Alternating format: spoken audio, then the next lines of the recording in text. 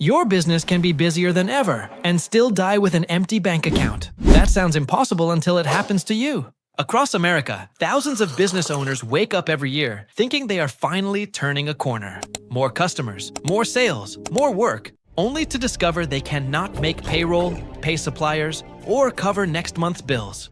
In fact, cash flow problems are one of the biggest reasons small businesses fail, even when sales look healthy. And the most dangerous part? Most of them never see it coming until the cash is already gone. In the next few minutes, you're going to see exactly how it happens, why so many hardworking business owners fall into the same trap, and what you can do today to make sure it never happens to you.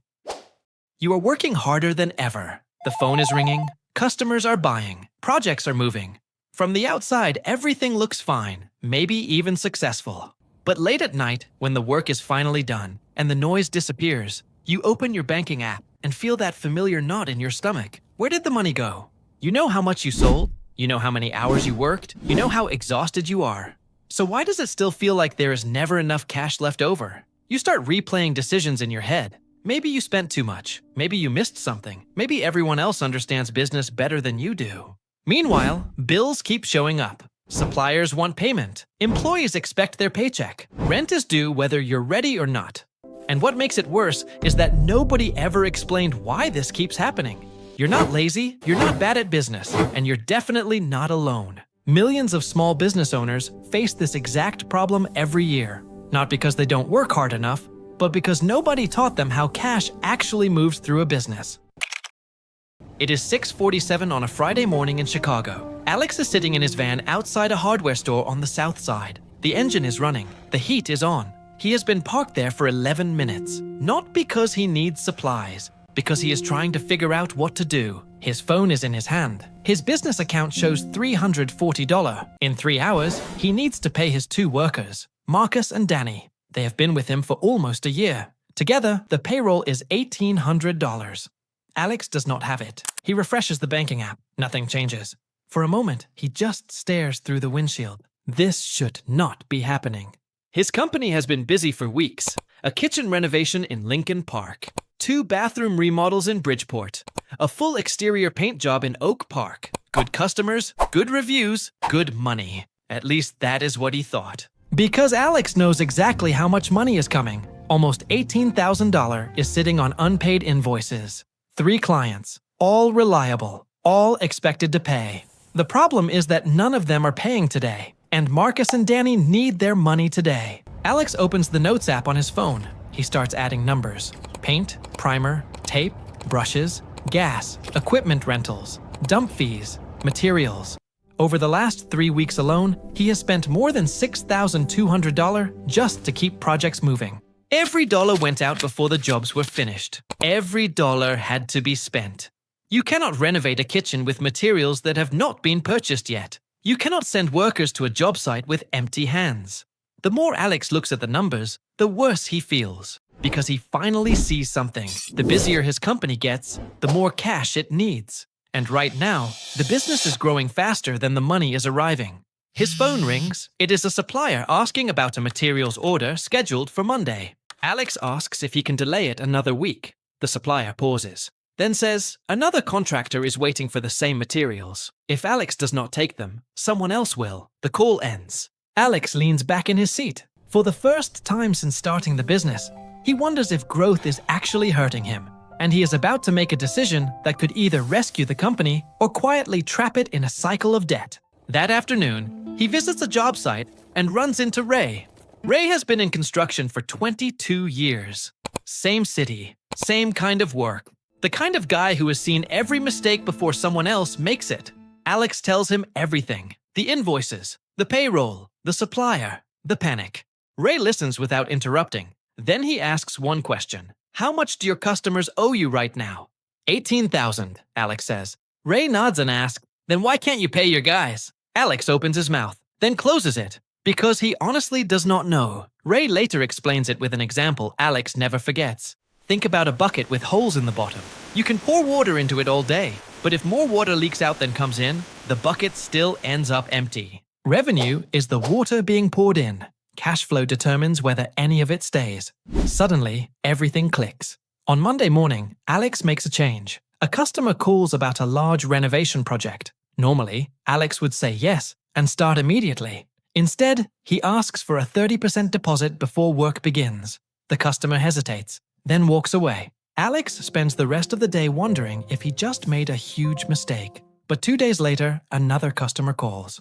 Alex asks for the same deposit. This time, they agree. The money arrives before the work starts. For the first time, cash enters before cash leaves. That single change starts a chain reaction. Alex begins invoicing the moment a project is completed. He negotiates shorter payment terms whenever possible. He tracks incoming and outgoing cash every Friday afternoon. Not revenue, cash. 3 months later, the business looks almost identical from the outside. Same trucks, same workers, same neighborhoods. But inside, everything is different. Alex has more than $14,000 sitting in the business account. Payroll gets paid on time. Suppliers get paid on time. And every Friday morning, he opens his banking app without feeling his stomach tighten.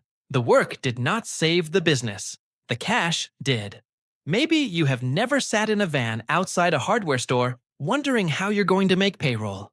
But you know that feeling. Looking at your bank account, looking at your bills, looking back at your bank account again, as if the numbers might somehow change. You work hard, the customers are there, the work is getting done, and yet something still feels wrong. That feeling is more common than most business owners ever admit. What happened to Alex wasn't a lack of work. It wasn't laziness, and it wasn't bad customers. The real problem was that he was measuring the health of his business with the wrong number. For weeks, Alex looked at the money he had earned and assumed it was the same as the money he could actually use.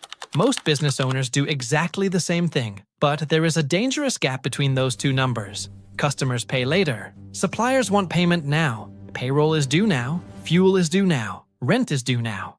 The work may already be finished, but the cash has not arrived yet. That gap is where thousands of good businesses get into trouble every year. The business is not running out of customers. It is running out of time. The first step is surprisingly simple. Stop looking only at your bank balance and start looking ahead. Take a sheet of paper or a free Google Sheet and write down every dollar expected to come in over the next 4 weeks.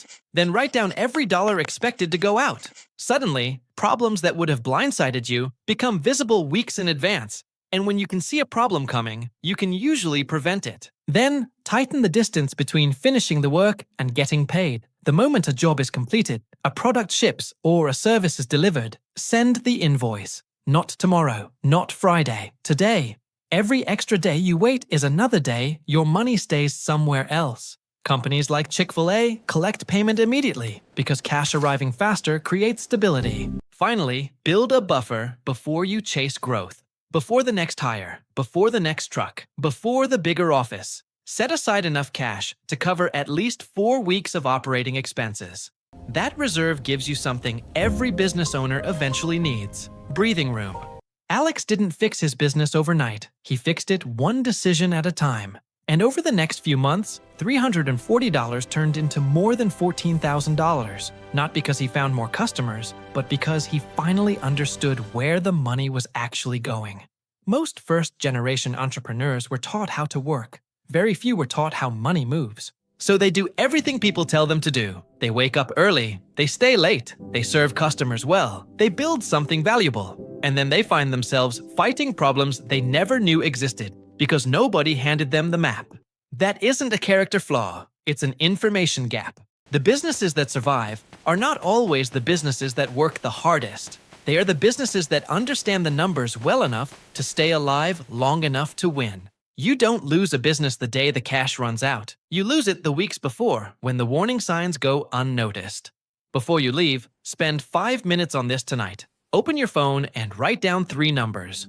How much cash is in your business account right now? How much money customers currently owe you? And how much money needs to leave your business over the next 30 days? That's your first real cash flow snapshot. It takes less than 5 minutes, and it could reveal a problem before it becomes a crisis.